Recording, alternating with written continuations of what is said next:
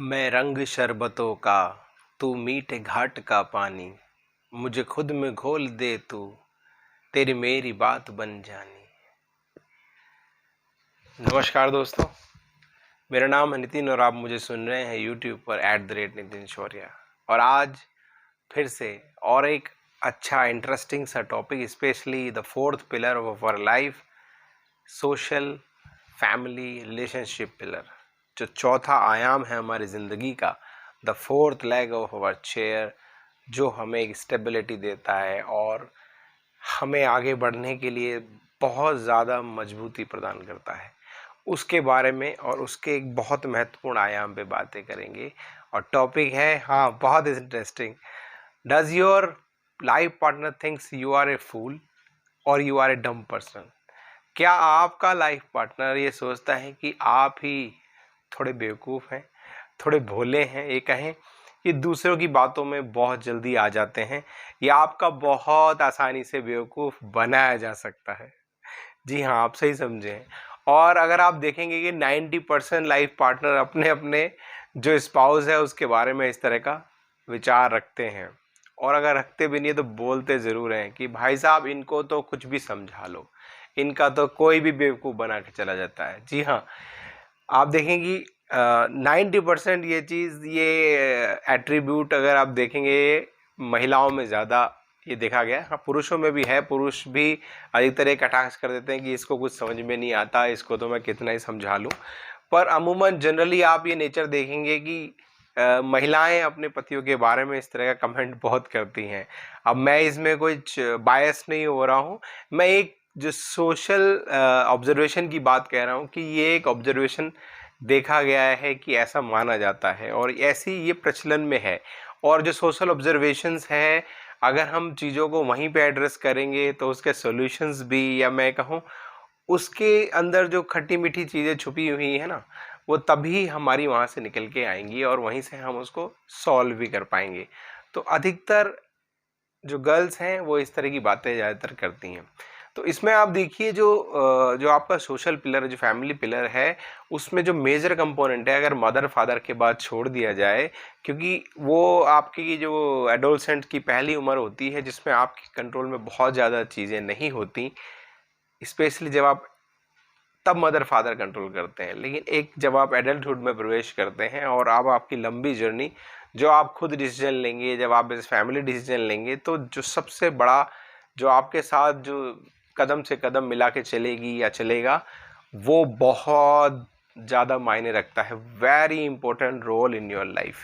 तो उसका चयन और उसके साथ चलन, दोनों को बहुत सही से हमें संभालने की ज़रूरत है। बहुत सही से हमें इस रिश्ते को समझते हुए इसके साथ बढ़ना है। आप देखेंगे कि जो जैसे ट्री का एग्जाम्पल से आप ले सकते हैं कि जो पेड़ होता है जैसे, तो उसकी ब्रांचेस होते हैं। तो अगर कोई कन्या दूसरे घर से हमारे साथ जुड़ती है तो वो मेन ब्रांच आपके थ्रू ही कनेक्टेड है। बाकी फैमिली मेम्बर्स की क्या बिहेवियर्स हैं, क्या उनकी आदतें हैं, यू नो वेरी वेल, उसको इतना नहीं पता है। तो आपके थ्रू ही वो जानेगी, इस परिवार को भी आप ही के थ्रू इस कुटुंब को जानेगी। तो आप यहाँ पे आपका रोल और ज़्यादा महत्वपूर्ण हो जाता है। तो क्योंकि वो एक तरह से समझ लीजिए ना, एक न्यूट्रल अंपायर, मैं न्यूट्रल अंपायर भी नहीं कहूँगा, कि she has also to play the game with you, और वो आपके साथ ही उसको जीवन चलाना है उसमें। तो वो उसे न्यूट्रल अंपायर भी नहीं कह सकते, लेकिन वो एक बात ज़रूर है कि आपकी तरफ रहेगी। 95% आपको ज़िंदगी में सबसे ज़्यादा अगर कोई काम आएगा तो आपका वो लाइफ पार्टनर, आपका वो स्पाउस काम आएगा। जेंट्स हो या लेडी हो, जिस भी रेफरेंस में, आप वाइस वर्सा समझ लीजिए। मैं इसको लेडी के रेफरेंस से ज़्यादा बता रहा हूँ कि लेडीज़ जब कंप्लेन करती हैं कि उनके पति जो हैं वो बहुत जल्दी बेवकूफ़ बन जाते हैं या बहुत भोले हैं अपने भाइयों के प्रति, अपनी माँ बाप के प्रति, अपने रिश्तेदारों के प्रति और अपने फिनेंसेस के प्रति। क्योंकि अगर देखा जाए तो वो आपके द्वारा ही ज़िंदगी को देख रही है, परिवार को देख रही है, और वो एक्चुअल में चाहती है कि आप ग्रो करें, आप इम्प्रूव करें इमोशनली, सोशली, फाइनेंशियली। और आपकी इस ग्रोथ में, प्रोग्रेस में ही उसका हिस्सा है। उसको उसी के साथ इस लाइफ में बहुत अच्छे से तभी वो जी पाएगी। इसीलिए वो अधिकतर कमेंट करती रहती है। एक तरह से कहें वो चेक पॉइंट है आपका। वो बीच बीच में ना आपको वो चेक लगाएगी कि भाई, क्योंकि जो आप डिसीजन लेंगे कि जो डिपेंडेंट फैमिली को क्या क्या आपके डिसीजंस मैटर करने वाले हैं, तो बहुत ज़रूरी होता है उसके इनपुट लेना। इसको मैं आगे भी कवर करूंगा बहुत डिटेल में कि कैसे, एंड तक सुनिए। और इसी में ही आजकल जो एक नया जोन विकसित हो रहा है, और मैं जोन क्या कहूँ, पहले भी था ये, प्री मैरिटल कंसल्टेशन, कि शादी से पहले ही हमें बहुत सी ऐसी बातें पता चलें जो हम एक्चुअल में जानना चाहते हैं, about the person, about the family, about their financial status, about their professional status, जिससे कि हम हमारे डिसीजन लेने में तो मदद मिले ही मिले। उसके बाद क्योंकि लाइफ तो उन दोनों को ही जीनी है, तो नॉर्मली लोग, आप अगर नॉर्थ इंडिया में देखें, 50 से 60 लाख शादी में खर्च कर देते हैं, लेकिन 5 से 6 हज़ार प्री मैरिटल कंसल्टेशन में देते हुए उनको जोर पड़ता है। वो अधिकतर या तो अपने किसी रिश्तेदार के थ्रू या फ्रेंड्स के थ्रू ही वो बातों को जान लेना चाहते हैं जो एक्चुअल में उन्हें जाननी चाहिए, और उन्हें फिर करेक्टनेस उसकी पता नहीं लगती, क्योंकि फ्री की एडवाइस ना तो फ्री की एडवाइस होती है, उसकी कोई बहुत ज़्यादा वैल्यू इतनी नहीं रहती। और आजकल सभी लोग अपनी रिस्पॉन्सिबिलिटीज़ में इतने अटके हुए हैं कि उनके पास समय नहीं है। तो it is better to take a paid advice pre marital consultation के रूप में।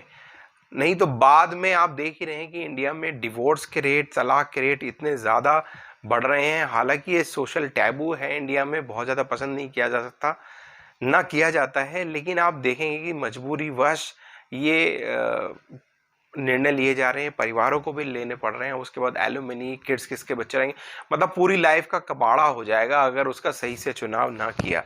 तो ये जो बात बाद में आई ना कि वो हमें बेवकूफ़ समझते हैं या क्या समझते हैं, तो आईक्यू की बात हो रही है ना कि हमारा लो आईक्यू है। देखो, आईक्यू कम होगा चलेगा, लेकिन इमोशनल क्वोशेंट जो ईक्यू है वो अच्छा होना चाहिए। सोशल क्वोशेंट उसका और अच्छा होना चाहिए कि वो socially how is going to behave.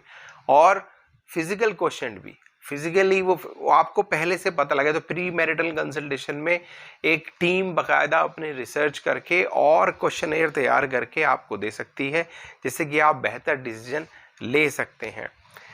अब आते हैं अपनी उस बात पर कि क्यों वो सोच रही है आपके बारे में कि आप थोड़े बहुत जल्दी भोले हैं या बातों में आ जाते हैं। एक बात तो पहले इस बात के लिए खुश हो जाइए कि वो आपके विषय में सोच रही है। तो सबसे पहली खुशखबरी की बात इसमें यही है कि she is thinking about you. Yes, she is thinking about you. इसका मतलब आप ही उसके मन मस्तिष्क में छाए हुए हैं। अब आप उसमें इंप्रूव करना चाहते हैं, उसमें कुछ वो बेटरमेंट चाहती है, उसमें कुछ वो कोर्स करेक्शन करना चाहती है या फाइन करेक्शन करना चाहती है, उसके बाद में करेंगे, लेकिन at least she is thinking about you. बहुत सारे लोग तो इन बातों का कंप्लेन करते हैं कि वो उसको बॉदर ही नहीं कर रहे एक दूसरे को, लाइफ पार्टनर रिलेशनशिप्स के बाद में उनको पता चलता है। और लव मैरिजेस वगैरह में तो आपने देखा है कि ये एक्सपीरियंसेस और ख़राब होते हैं, क्योंकि लव मैरिजेस में क्या है, पहले हम तो उनको उनका बेस्ट पार्ट ही उनके जो पर्सनैलिटी का जो बेस्ट ऑरा है वही दिखता है, सब कुछ बेटर लगता है। लेकिन जब वो क्लोज रिलेशनशिप में आते हैं, जब शादी के बाद उन्हें पता चलता है, धीरे धीरे डिफरेंसेस से बढ़ने लगते हैं।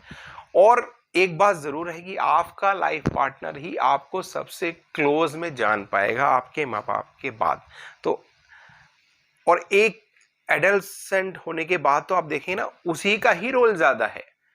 माँ बाप अपनी जर्नी लगभग आधी से ज़्यादा कंप्लीट कर चुके होते हैं, तो हमारा उससे सामंजस्य बिठाना बहुत ज़्यादा महत्वपूर्ण हो जाता है।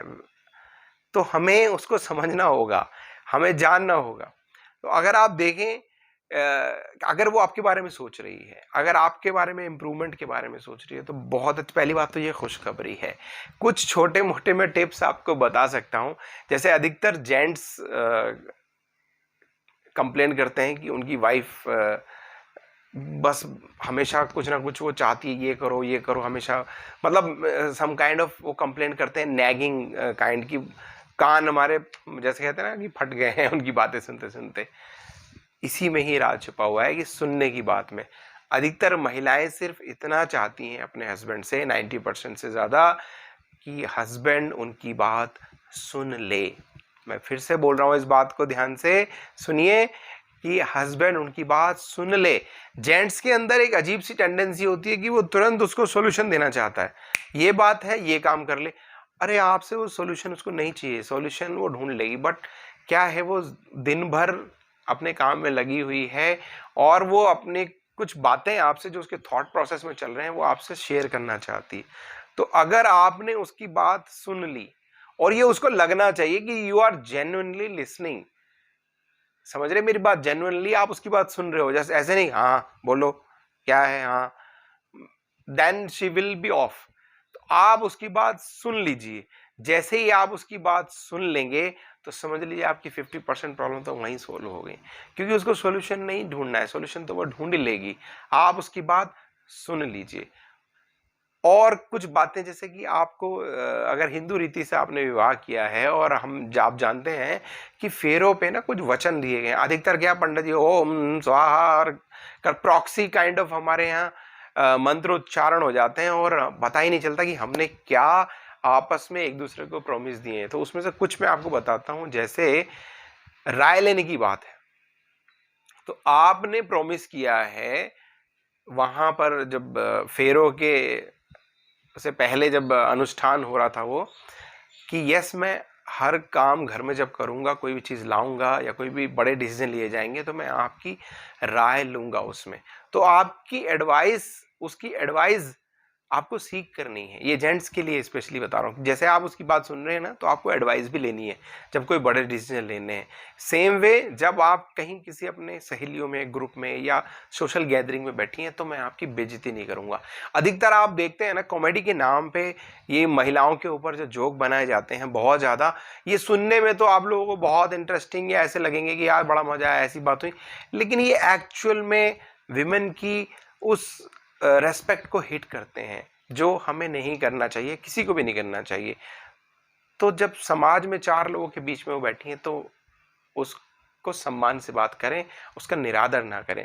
ऐसे और भी चीज़ें हैं, आप ग्रेजुअली उनको समझ सकते हैं और पर्सनल कंसल्टेशन में और क्लैरिटी से इनको समझा जा सकता है। लेडीज़ के लिए एडवाइस मेनली ये है कि जो जेंट्स होता है, क्योंकि वो हमेशा कुछ ना सॉल्यूशंस में बहुत ज़्यादा बिजी रहता है, क्योंकि वो आउटसाइड एक कल्चर रहा है ट्रेडिशनली कि उसको बाहर जाना होता है, इनकम कमा के लाना है, तो उसके दिमाग में हमेशा फिनेंसेस या रिसोर्स अर्निंग के कंसेप्ट उसके दिमाग में चलते रहते हैं।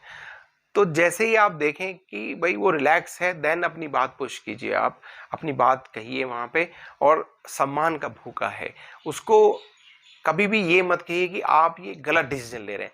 आप ये कहिए कि आपने बिल्कुल अपनी समझ से सही डिसीजन लिया है, पर मेरी इसमें ये राय है, मेरी इसमें ये एडवाइस है, अगर ऐसे कर लेंगे तो और अच्छा हो जाएगा। और जब ऐसे ऐसे करके आप बढ़िया से बातें बनेगी ना, तो और भी अच्छा रिलेशनशिप होगा।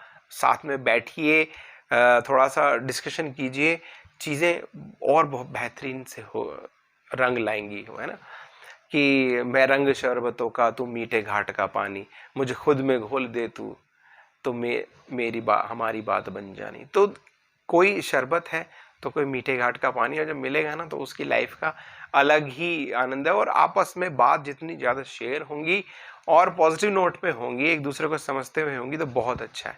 तो अधिकतर लोग ये कंप्लेंट, अच्छा मजे की बात इसमें देखिए, अगर ये मैक्सिमम कंप्लेंट कर रहे हैं लाइफ पार्टनर कि भाई उनके लाइफ पार्टनर में, अब मैं यहाँ जेंडर न्यूट्रल जेंडर की तरह बात कर रहा हूँ, कि उसके लाइफ पार्टनर में अकल कम है या उनको बहुत ज़्यादा मैनिपुलेट किया जा सकता है उनके रिश्तेदारों द्वारा या उनके फ्रेंड्स या कलीग द्वारा, तो क्या सभी बेवकूफ़ हैं, क्या सभी आईक्यू हैं? तो इसका मतलब इसमें एब्सोल्यूट ट्रुथ नहीं है, it is just a personalize opinion जो धीरे धीरे बन गई, क्योंकि वो उसको इम्प्रूवमेंट चाहती है या वो इम्प्रूवमेंट चाहता है, बस सामने वाला उस बात को ध्यान नहीं दे रहा है।